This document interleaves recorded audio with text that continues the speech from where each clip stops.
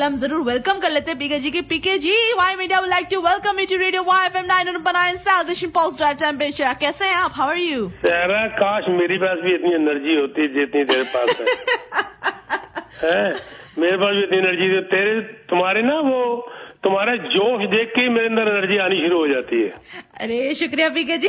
मैं आपको एक काम करती हूँ, थोड़ी एनर्जी ना ऐसे ट्रांसफर कर देती हूँ, ठीक है जी। मेरी ग्रैंड डॉटर है, छोटी सी ग्रैंड डॉटर है, वो जो खेल रही होती है तो मैं उसको कहता हूँ कि पास मी transfer me some energy.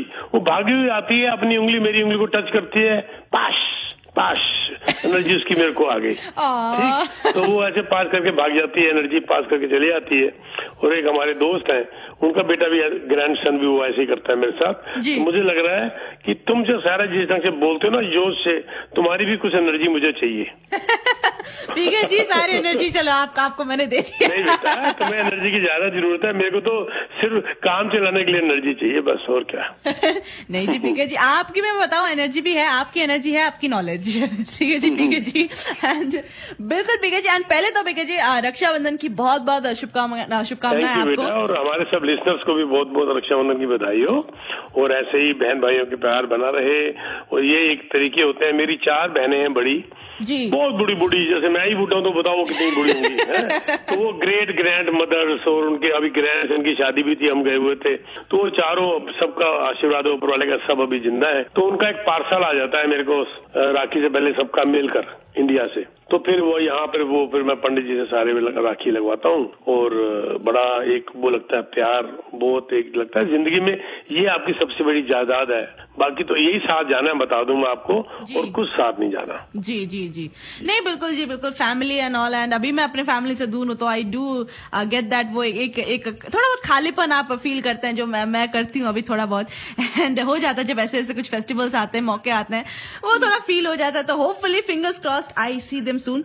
And बिल्कुल पीके जी, एंड बातचीत आगे बढ़ाते पीके जी, बहुत कुछ हो गया। लास्ट वीक आपने पीके जी कहा था कि भाई मैं नेक्स्ट वीक बात करूंगा, क्योंकि 6 सितंबर को एक चीज होने वाली है, उसके बारे में मैं नेक्स्ट वीक बात करूंगा। आप बिल्कुल करते हैं, जो इंटरेस्ट रेट है उसके बारे में जरूर बात करें, जरूर हमारे लिस्ट के साथ शेयर करें। जी देखो, 6 सितंबर को ये बहुत ही ज्यादा इम्पोर्टेंट डेट होगी। देखो, हम कई बार कहते थे इस तारीख को डिक्लेयर होना है, इस तारीख को होना है, जुलाई में ये होना है, जून में ये होना है, उसके बाद जून से पहले मई में, अगस्त में, ब्ला ब्ला ब्ला ब्ला ब्ला। लेकिन जो ये 6 सितंबर का इंटरेस्ट रेट है, ये बहुत ज्यादा इम्पैक्ट डालने वाला है। ये इंटरेस्ट रेट बढ़ेगा, उसका अलग इम्पैक्ट, नहीं बढ़ेगा उसका अलग इम्पैक्ट, घटने का तो खैर उम्मीद ही छोड़ दीजिए आप अभी। तो ये एक सबकी निगाह इसके ऊपर है, क्योंकि ये इंटरेस्ट रेट बढ़ने से बहुत बड़ा डिजास्टर भी हो सकता है, ना बढ़ने से इसका बहुत बेनिफिट भी हो सकता है। क्योंकि बैंक ऑफ कनाडा ने ये बयान कर दिया कि वो they will wait and watch, and उसके हिसाब से वो इंटरेस्ट रेट का डिक्लेयर करेंगे। क्योंकि जब मार्च में उन्होंने कहा था कि जी अब हमको लगता है कि इंटरेस्ट रेट अभी होल्ड करेंगे, तो उसका असर ऐसा पड़ा था कि दुनिया उतर पड़ी थी घर खरीदने के लिए इसी साल मार्च में, और कीमतें बढ़नी शुरू हो गई थी। सबने सोचा कि अब इंटरेस्ट रेट नहीं बढ़ेगा। इसके ऊपर उनकी बहुत बदनामी हुई थी, लोगों ने उनके कहना शुरू कर दिया, तो हमने इमेच्योर जो है वो अपना एक बयान दिया है। उससे बचने के लिए वो हमेशा ये बोलते हैं परिस्थितियों के हिसाब से, सिचुएशन के हिसाब से, वक्त के हिसाब से बताएंगे क्या होगा क्या नहीं होगा, ताकि लोग सस्पेंस में रहें। आज के हालात के हिसाब से, जिस हिसाब से सब कुछ ठीक चल रहा है, और जिस हिसाब से अब तक जीडीपी की खबर आ रही है, मुझे लगता है कि इंटरेस्ट रेट नहीं बढ़ेगा। डोमेस्टिक जो ग्रोथ है, ग्रॉस डोमेस्टिक प्रोडक्ट, वो जो है उसकी जो है रिपोर्ट अब तक तो ठीक चल रही है, लेकिन असली इसकी रिपोर्ट आनी है 1 सितंबर को। 1 सितंबर को जब रिपोर्ट आएगी तो वहाँ क्लियर हो जाएगा कि जीडीपी किस हिसाब से, ग्रॉस डोमेस्टिक प्रोडक्ट किस हिसाब से बढ़ा है और कितना बढ़ा है, या रुका है, या घटने की तो उम्मीद कम है, कम बढ़ सकता है, तो उसका भी बड़ा बेनिफिट हो सकता है इंटरेस्ट रेट के ऊपर। पर अब तक ये मानना है कि चांसेस ये हैं कि शायद इंटरेस्ट रेट ना बढ़े। सिर्फ गैस ने तंग कर रखा है जो है, उसने देखो अब कितनी महंगी हो गई है। लेकिन एक बात बैंक ऑफ कनाडा इस बात को और समझ रहा है, इंटरेस्ट रेट है ना, हाउसिंग की कीमत जो बढ़ रही है वो भी इन्फ्लेशन के ऊपर बहुत ज्यादा असर डाल रही है। तो एक किस्म से वो हाउसिंग अगर प्राइस को रोकने की कोशिश करते हैं तो इंटरेस्ट रेट बढ़ाना पड़ेगा, या उसको इसके साथ प्ले अराउंड करना पड़ेगा। और अगर वो हाउस की कीमत बढ़ जाती है तो इन्फ्लेशन बढ़ता है, हाउसिंग की कीमत कम करनी होती है तो फिर उनको इंटरेस्ट रेट बढ़ाना पड़ेगा। तो ये बिल्कुल एक फंसे हुए हैं मझधार के अंदर कि क्या करें, दुविधा में फंसे हुए हैं। लेकिन मुझे लग रहा है कि इंटरेस्ट रेट आज के हिसाब के अब तक के हिसाब से ये इंटरेस्ट रेट रुकेगा, क्योंकि मैं बता दूं कि जब मान लीजिए अगर क्वार्टर बेसिस पॉइंट अगर और बढ़ गया तो स्ट्रेस टेस्ट का और महंगा और मुश्किल पड़ गई, क्वालिफाई और मुश्किल पड़ गया। अभी से ही किसी का घर 6-6.5 लाख का है और 10% डाउन कर रहा है तो उसको 4,000 महीने की किस्त देनी पड़ रही है। 4,000 मतलब 50 लाख साल की तो इंस्टॉलमेंट सिर्फ घर के लिए चलेगी, बाकी खाना पीना कहाँ जाएगा। तो मेरे हिसाब से आज लड़ा भारी है, it is tilting towards they will not increase the interest rate, but जो हमें आगे सामने फिगर आ जाएगी 1 सितंबर को जीडीपी के हिसाब से, ग्रॉस डोमेस्टिक प्रोडक्ट। बिल्कुल पीके जी, एंड आपने एक वर्ड अभी इस्तेमाल किया है ग्रॉस डोमेस्टिक प्रोडक्ट, जीडीपी आपने कहा है, तो उससे रिलेटेड सवाल है। एंड उससे पहले मैं अपने लिस्टर्स को बता दूं, स्टूडियो नंबर नोट कर लीजिए 905-226-9109, that is 905-226-9109 is the studio number. आप कॉल कीजिए एंड पीके जी से कोई भी सवाल है रिलेटेड टू रियल एस्टेट जरूर पूछिएगा भाई। कोई क्वेश्चन है, क्लैरिफिकेशन है, क्वेरीज है, कुछ भी सवाल है भाई बिल्कुल पूछ लीजिएगा, कोई दिक्कत नहीं। एंड पीके जी, जो जीडीपी काउंट होता है कनाडा का, एवरेज में काउंट होता है right, as Canada as a whole, पूरे अलग अलग प्रोविंसेस के हिसाब से ना। हाँ जी, तो मेरे को ये है कि जब पूरे प्रोविंस को अगर हम काउंट करें कि किसी प्रोविंस का कुछ ज्यादा हो रहा है, किसी प्रोविंस का कम हो रहा है, तो एंड में ये कैलकुलेट कैसे होता है? चलो मैं बताता हूँ। चलो, बड़ा इंटरेस्टिंग क्वेश्चन है, वेरी, मुझे लगता है क्वेश्चन किसी ने आज तक पूछा ही नहीं, ना किसी के दिमाग में आया। अलग अलग प्रोविंसेस के हिसाब से अलग अलग जीडीपी वगैरह निकाली जाती है, फोरकास्ट कर देते हैं या निकलती है, तो उसके बाद एवरेज निकालते हैं। मैं आपको एग्जाम्पल देता हूँ, इसमें टाइम लगेगा 10 मिनट, ठीक है? ओके जी जी जी जी, बिल्कुल बिल्कुल। बड़ा इंटरेस्टिंग क्वेश्चन है आपका। अच्छा, बीच में कॉल है तो मुझे रोक भी देना। अब हम स्टार्ट करते हैं अल्बर्टा से, ए से स्टार्ट करते हैं, अल्बर्टा से। अब देखो, इस वक्त अल्बर्टा की एग्रीकल्चर इंडस्ट्री जो है बहुत बड़ा चैलेंज फेस कर रही है ड्राई स्पेल का, ठीक है?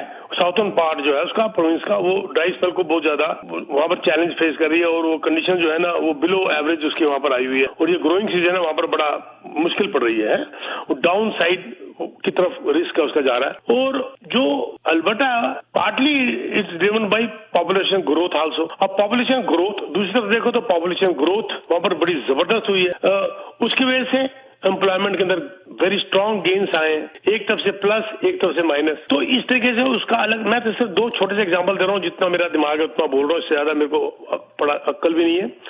अब इसके बारे में, अल्बर्टा के बारे में फोरकास्ट किया गया है 23 में 2.7% जीडीपी ग्रोथ, और 2024 में की गई है 1.9%, थोड़ी कम आएगी। अच्छा, अब आ जाओ आगे, प्रिंस एडवर्ड आइलैंड। अब वहां पर जो लेबर शॉर्टेज जो थी वो बहुत हद तक पूरी हो गई, वहां पर बहुत ज्यादा अभी माइग्रेशन सी हुई है इन दिनों में, और उसके हिसाब से उसका नेगेटिव असर कहाँ पड़ा? हाउसिंग और हेल्थ केयर में उल्टा पड़ गया।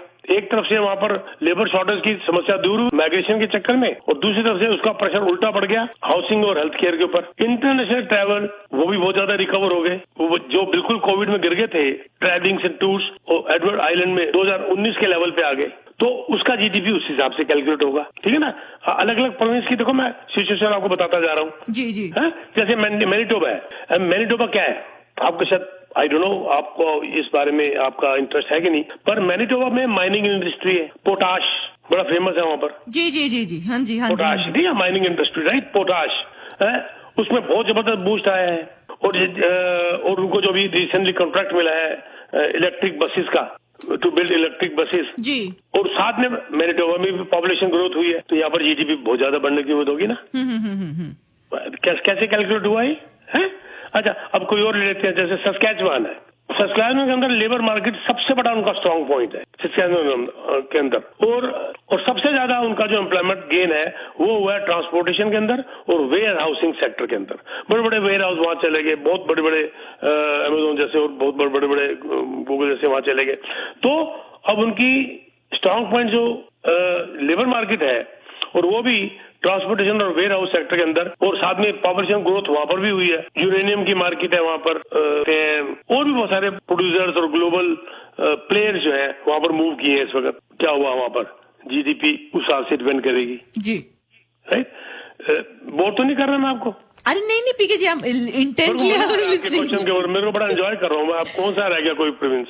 नोवा स्कॉशिया की चलो बात करते हैं। नोवा स्कॉशिया जी, हाँ, नोवा स्कॉशिया। अब वहां पर नेचुरल डिजास्टर हो रहे हैं, हरिकेन फियोना, याद होगा आपको, फियोना की बड़ी याद आती थी, हरिकेन फियोना, है ना? वो डिजास्टर नेचुरल होते जा रहे हैं जी, और लेकिन दूसरी तरफ वहां पर पॉपुलेशन ग्रोथ, और ठीक है ना, और पॉपुलेशन ग्रोथ की वजह से कंज्यूमर स्पेंडिंग बढ़ गई, ठीक है।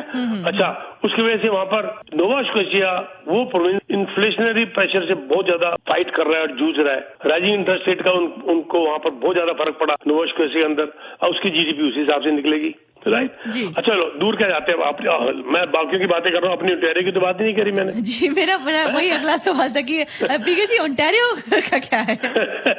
अब ओंटारियो की बात अगर करें तो ओंटारियो के अंदर सबसे ज्यादा एक्टिविटी इन्वेस्टमेंट्स की है। पूरे वर्ल्ड से सबसे ज्यादा इन्वेस्टमेंट्स ओंटारियो में आ रही हैं। जी बिल्कुल, जी ठीक है जी। और ओंटारियो में आ रही है, और उसके बाद जैसे अभी प्लांट वगैरह है, वॉक्सवैगन का जो बैटरी मैन्युफैक्चरिंग प्लांट लग रहा है, एलजी एनर्जी का, छोटी मोटी और चीजें, यहाँ पर मैन्युफैक्चरिंग तो बहुत कम है ओंटारियो के अंदर, लेकिन एक हिसाब से फाइनेंशियल सा हब बना हुआ है। यहाँ पर इंटरनेशनल इन्वेस्टमेंट्स वहां बहुत ज्यादा आ रही हैं, और इसीलिए यहाँ पर कंज्यूमर स्पेंडिंग बहुत ज्यादा हुई है। उसका बड़ा नेगेटिव असर पड़ा इन्फ्लेशन के ऊपर। यहाँ पर मॉर्गेज रेट्स ने तो बुरी तरह पिछाड़ कर दिया यहाँ पर, कीमतें भी क्योंकि 1.5 गुना ज्यादा है पूरे कनाडा की एवरेज से। यहाँ पर इसके हिसाब से जीडीपी का यहाँ से अलग निकलेगा। कौन सा और प्रोविंस रह गया बताइए? न्यू ब्रंसविक की बात कर लेते हैं, चलो जी। न्यू ब्रंसविक के अंदर इसका इंटरनेशनल और इंटरप्रेन्योरशियल माइग्रेशन बहुत ज्यादा हो रही है, और पॉपुलेशन बूस्ट, उसकी वजह से एम्प्लॉयमेंट सेक्टर जो है वो बहुत तरक्की कर रहा है। Specially public administration, health, social assistance, scientific, professional, technical services में बहुत जबरदस्त ग्रोथ हुई है न्यू ब्रंसविक में। इसका जीडीपी उसी हिसाब से निकलेगा।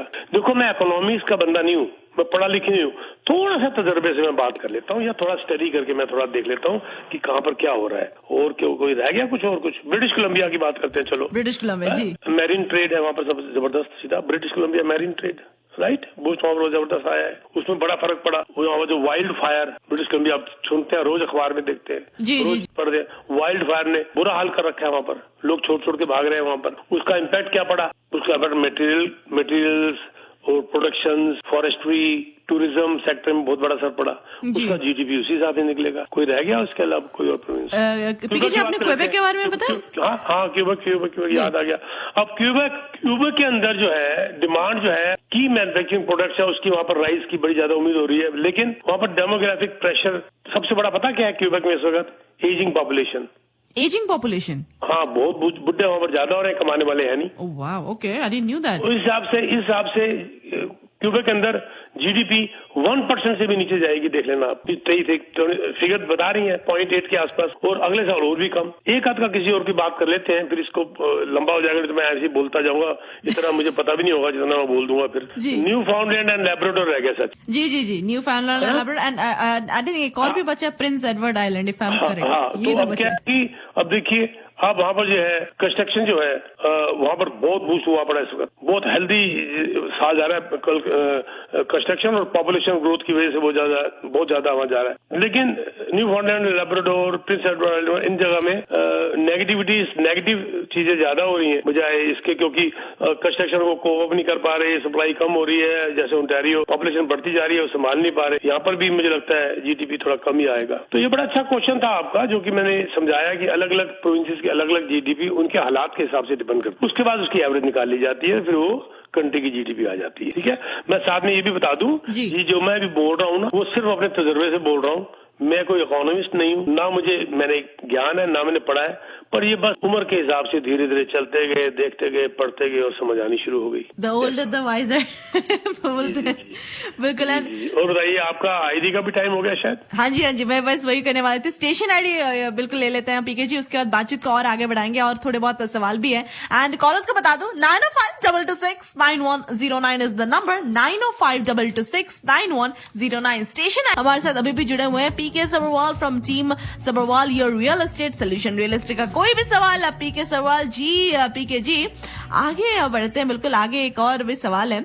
पीके जी, हम बात कर रहे थे जो ये कंट्री है, हम स्टूडेंट पे बहुत इमिग्रेशन तो होता ही है, स्टूडेंट्स काफी आते हैं, स्टूडेंट्स वीजा काफी बढ़ चुके हैं। इसका जो असर है हाउसिंग पे, जो करेंटली स्टूडेंट वीजा इतने बढ़ चुके हैं, इसका क्या असर पड़ चुका है? जी, वेरी नाइस।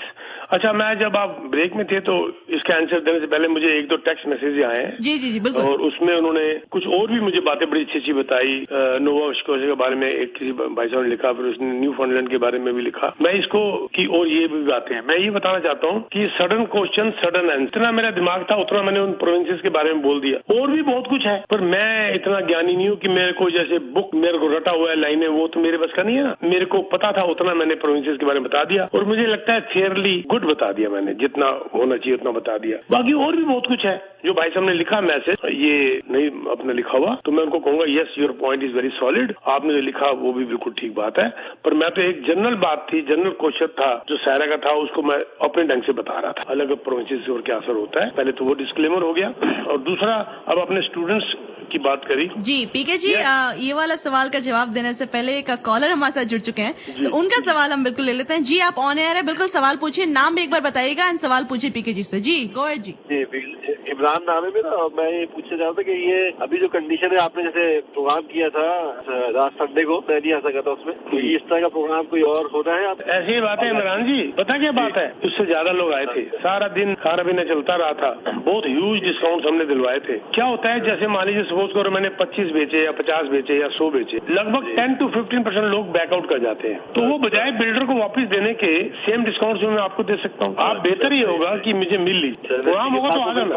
अगर आप इंटरेस्टेड है बेशक मत दीजिएगा, लेकिन आप समझना चाहते हैं तो मैं वही डिस्काउंट आपको दिखा सकता हूँ। लेट ना हो तो ज्यादा अच्छा है, हद से सैटरडे, इससे ज्यादा लेट मत होना, क्योंकि मैं 10 दिन का कूलिंग पीरियड होता है, और उस 10 दिन के अंदर अंदर मैं कह सकता हूँ बिल्डर को भी नाम चेंज कर दो। समझ रहे हैं मेरी बात है ना? तो या तो थर्सडे कल या सैटरडे को मिल लो, या मैक्सिमम मंडे को मिल लो, तो फिर मैं आपको मिलकर सारे प्रोडक्ट समझा दूंगा, फिर आप उसके बाद देख लीजिएगा। सैटरडे कब से कब तक होते हैं? मैं कैलेंडर देखूंगा, usually I am in my office from 1 to 4, 1 to 5, कई बार 12 से 5।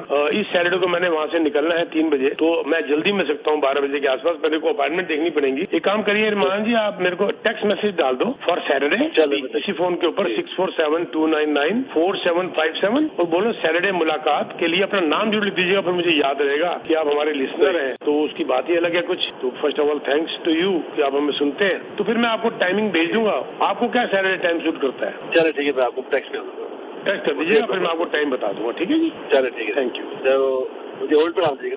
हाँ जी बिल्कुल। इन्हें आपका शो बिल्कुल सुनना है। कभी कभार क्या होता है ना पीके जी, कभी कभार थोड़ी बहुत नेटवर्क की कभी कभार इश्यू हो सकती है, तो इसलिए एंड आप एक काम कर सकते हैं, बिल्कुल आपको मैं ऑन होल्ड बिल्कुल रख रही हूँ, आप कॉल को म्यूट पे रख लीजिएगा, सो दैट कोई भी जो बैकग्राउंड नॉइजेस है वो ना आए ऑन एयर। तो कॉल को म्यूट पे रख लीजिए एंड शो हमारा पीके जी के साथ बिल्कुल एंजॉय कीजिएगा। ठीक है जी? जी तो अब सर आप स्टूडेंट्स की बात कर रहे थे, इंटरनेशनल जी बिल्कुल स्टूडेंट परमिट की बात कर रहे थे। पहली बात तो मैं ये बता दूं, कनाडा ने इस साल 2023 के सेकंड क्वार्टर तक 35% more international student permits issue किए from the last year. Wow जी, 35%। यानी कि अब क्या हुआ है कि कनाडा में हर 48 लोगों में से एक स्टूडेंट है। For every 48 people there is 1 student with study permit. देखिए ये फिगर कभी नहीं आई थी। कुछ मैं पहले आपको फिगर देना चाहता हूँ सारी जी। कनाडा इस साल के अंत तक 6,65,000 स्टूडेंट स्टडी परमिट दे देगा। आपका क्वेश्चन इतना अच्छे आज आ रहे हैं ना बेटा, बहुत मजा आ रहा है।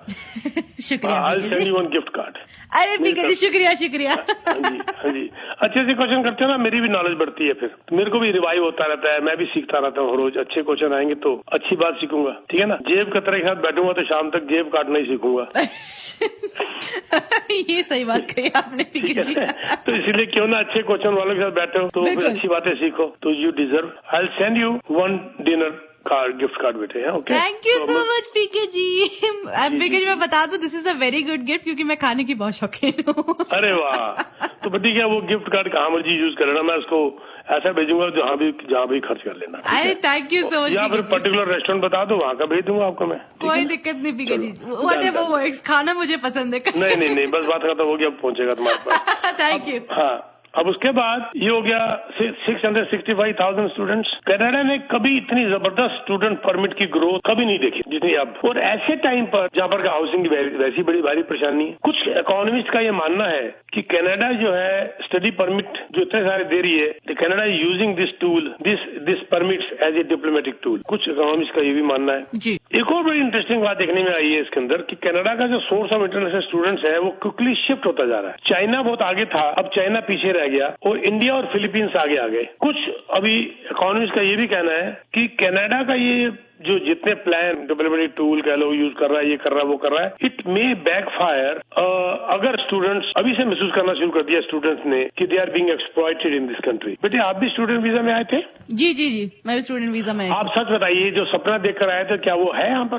सच, झूठ मत बोलिएगा। नहीं नहीं, बिल्कुल सच बोलूंगी पीके जी, वैसा नहीं है, इट्स नॉट लाइक दैट। नहीं है ना? नहीं है, बिल्कुल नहीं। पिक्चर दिखाई गई, जिस तरीके से कनाडा को प्रोजेक्ट कर देते हैं वहां पर लोग, वो उनको नहीं मिला। They feel exploited. और ये जब एक्सप्लॉइटेशन वगैरह आती है, रहने को घर नहीं, खाने को खाना नहीं, जॉब देखो तो पूरी जॉब नहीं, और या जॉब है तो पार्ट टाइम है या कम सैलरी है, छोटी छोटी जॉब, टिम हॉर्टन, मैकडोनल्ड, वहां पर भी जॉब नहीं है। बिल्कुल। मेरे अपने ऑफिस में 6 बच्चे हैं शायद, 3 लड़कियां 3 लड़के, 2 लड़के 4 लड़के हैं शायद, जो स्टूडेंट्स मैंने लाके रखे। उसके बाद वो वर्क परमिट मिला तो फिर उनका आवर्स बढ़ गए, तो मैं देखता हूँ कितने परेशान होते हैं बच्चे। एक ही घर में 5-5 कमरे लिए, एक ही कमरे में रह रही है, मिलके आ रहे हैं लड़के लड़कियां, दिक्कत आ रही है। तो वो चीज नहीं है वहां पर। 20-25 लाख रुपया देके आप आ जाते हैं, प्रोजेक्ट कर देते हैं कनाडा किसी तरीके से। यहाँ आके देखा तो कनाडा है ही कुछ और। अब एक बात सोचिए, वो पुराना जमाना तो नहीं है जब आप अपने दोस्तों को, सहेलियों को कह देते थे कि कनाडा मत आना भाई, बहुत परेशानी में आ रहे हैं हम लोग। अब तो आजकल सोशल मीडिया का जमाना है, ये तो पूरी दुनिया को पता चल जाता है जब आप सोशल मीडिया में पोस्ट करती हैं तो।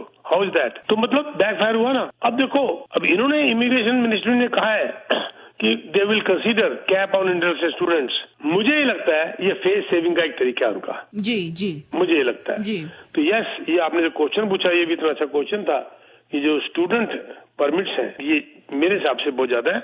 बुलाओ, जितने मर्जी बुलाओ, अच्छी क्वालिफिकेशन वाले बुलाओ, कॉलेज के बजाय यूनिवर्सिटीज के लिए बुलाओ। बल्कि जो यूनिवर्सिटी रखती है उनको वो अकोमोडेशन का उनसे गारंटी लोगे, कितनी अकोमोडेशन तैयार करोगे फॉर 1000 स्टूडेंट्स, कितनी आपके पास अकोमोडेशन होगी। सारी नहीं कर सकते ठीक है, पर एवरेज को निकालो, उनके सेटलमेंट का कोई तरीका निकालो। ये बच्चे आते हैं छोटे छोटे स्कूल से करके, यहाँ पर उनको जॉब्स नहीं मिलती, यहाँ पर डिप्लोमा कर लेते हैं, स्कूल में भर्ती हुए मॉन्ट्रियल रह रहे हैं ब्रैम्पटन। तो ये सब एक्सप्लॉइटेशन ही है, और वो भी मजबूर है बच्चे, उनका भी कोई कसूर नहीं है। तो इसके ऊपर कोई नॉर्म्स जरूर होने चाहिए, और नहीं तो ये तो ऊपर से हाउसिंग प्रॉब्लम इतनी जबरदस्त यहाँ चल रही है। मुझे बताइए, दिक्कत वाली बात है ये सारा। मुझे लगता है हमारा टाइम हो गया, क्योंकि I had to leave also if you permit, तो उसको सम अप करें। बिल्कुल बिल्कुल पीके जी, एंड जो एंडिंग का अपना कुछ स्टेटमेंट जरूर दे सकते हैं। एंड आई नो आप काफी busy and you have to rush, आपने ये बताया था, बट ये करने के लिए बिल्कुल शुक्रिया। एंडिंग स्टेटमेंट जरूर देके जाइएगा। बिल्कुल जी, बस मैं ये बताऊंगा कि कोई भी वक्त बुरा नहीं है घर खरीदने के लिए,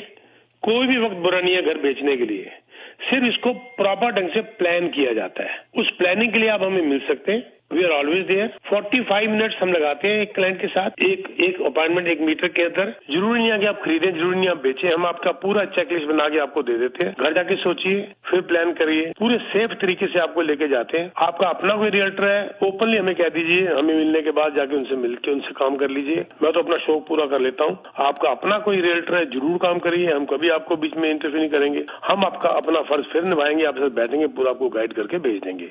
for any real estate need 647-299-4757 647-299-4757 इस नंबर पर टेक्स्ट करिए और विल स्केड्यूल एन अपॉइंटमेंट। हम मुलाकात करेंगे और विल गो फ्रॉम देयर। जो हमारी 1 डे इवेंट था, जिसके अंदर 100 से ज्यादा घर बिके 6 घंटे के अंदर, और अच्छे अच्छे इन्वेस्टर्स ने लिए, we are expecting some people may cancel the deal. होता है ये 10-15% लोग कैंसिल करते हैं। वो डील बिल्डर को वापस देने के बजाय मैं आपको दे सकता हूँ। आप हमें कांटेक्ट करिए, इमीडिएटली टेक्स्ट मैसेज डालिए, मिलिए, आपको सारे प्रोजेक्ट दिखा देंगे। ये जरूरी नहीं है कि आप मिले तो आपको लेना जरूरी है, बिल्कुल नहीं, हम आपको बता देंगे और आप वहां से you can go ahead. So for any real estate need or to get benefit of 1 day event discounts, huge discounts up to 174,000, आप हमें कांटेक्ट कर लीजिए। टेक्स्ट मैसेज डाल दीजिए with your name and number तो होगा ही 647-299-4757। Thank you very much sir. Thank you so much, PK ji. I would like to thank you so much for joining us on Radio YFM 19.9 South Asian Pulse Drive Time पे शुक्रिया आपका PK जी।